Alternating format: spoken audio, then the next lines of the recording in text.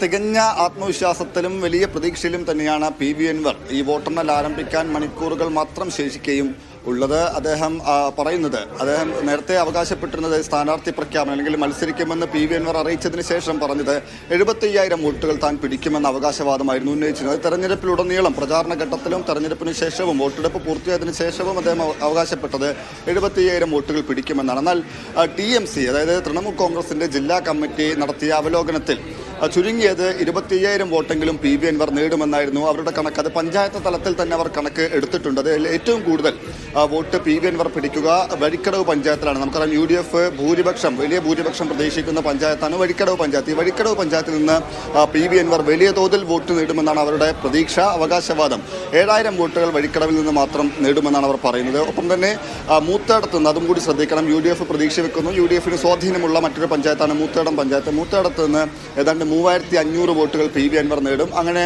കരുളായിൽ നിന്നും ചുങ്കത്രയിൽ നിന്നും 3,500 വോട്ടുകൾ വീതം നേടും. മറ്റ് പഞ്ചായത്തുകൾ എടക്കര, പോത്തുകല്ല്, അമരമ്പലം തുടങ്ങിയ പഞ്ചായത്തുകളിൽ നിന്ന് 2,000 വീതം വോട്ടുകൾ നേടുമെന്നുമാണ് അവരുടെ കണക്ക്.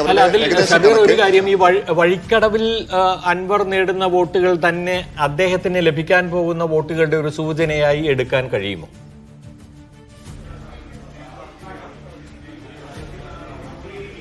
തീർച്ചയായും പ്രമോദ്, അതായത് ഈ പറഞ്ഞതുപോലെ ഒരു 7,000 അല്ലെങ്കിൽ അതിന് മുകളിലേക്ക് അല്ലെങ്കിൽ അതിനോടടുത്ത് വോട്ടുകൾ നേടുകയാണെങ്കിൽ സ്വാഭാവികമായും ഈ TMC പറയുന്ന കണക്ക് ശരിയാണെന്ന് കണക്കാക്കേണ്ടി വരും. ആ നിലയ്ക്കുള്ളൊരു കണക്കെടുപ്പാണ് അല്ലെങ്കിൽ അവരുടെ ഒരു പ്രാഥമിക വിവരശേഖരണമാണ് അവർ നടത്തിയിട്ടുള്ളത്. പക്ഷേ ഇതിൽ ശ്രദ്ധേയമായ കാര്യം അല്ലെങ്കിൽ ശ്രദ്ധിക്കേണ്ട കാര്യം, പി.വി. അൻവർ ഇത്രയും ദിവസം നടത്തിയത് അവകാശവാദമാണെങ്കിൽ അദ്ദേഹം തന്നെ ഇന്നലെ പറയുന്നത്, ഇന്നലെ രാത്രി പത്രസമ്മേളനം നടത്തി പറഞ്ഞത് ഒരു സർവേ നടത്തി തെരഞ്ഞെടുപ്പിന് ശേഷം അല്ലെങ്കിൽ വോട്ടെടുപ്പ് പൂർത്തിയായതിനു ശേഷം 2 ദിവസങ്ങളിലായി മണ്ഡലത്തിലുടനീളം എല്ലാ പഞ്ചായത്തുകളിലും ഒരു സർവേ നടത്തി കൃത്യമായ ചില ചോദ്യങ്ങൾ ഉൾപ്പെടുത്തിയുള്ള സർവേ ആയിരുന്നു.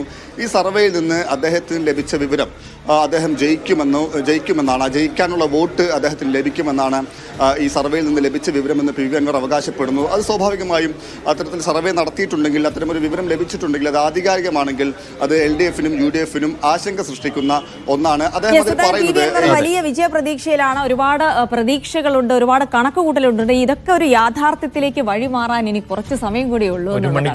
1 മണിക്കൂർ കൂടിയുള്ളൂ. വെട്ടിപൊട്ടിക്കാൻ 1 മണിക്കൂർ.